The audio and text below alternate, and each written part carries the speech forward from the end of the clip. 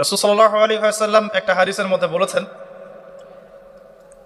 যে তিন শ্রেণীর ব্যক্তির জন্য ধ্বংস, তিন শ্রেণীর ব্যক্তির জন্য ধ্বংস, লাআনত বা অভিশাপ। এক শ্রেণী হচ্ছে যারা নিজের বৃদ্ধ পিতামাতাকে পেয়েছে কিন্তু পিতামাতার খেদমত করে জান্নাত লাভ করতে পারে নাই, তাদের জন্য ধ্বংস।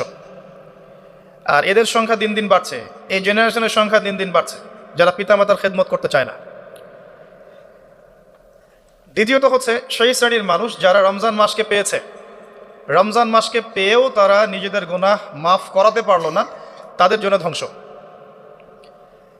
তৃতীয় শ্রেণী হচ্ছে তারা যাদের সামনে রাসূলুল্লাহ সাল্লাল্লাহু আলাইহি ওয়াসাল্লামের নাম উচ্চারিত হয়েছে কিন্তু রাসূলের নাম শুনে তারা দরুদ পাঠ করেন নাই।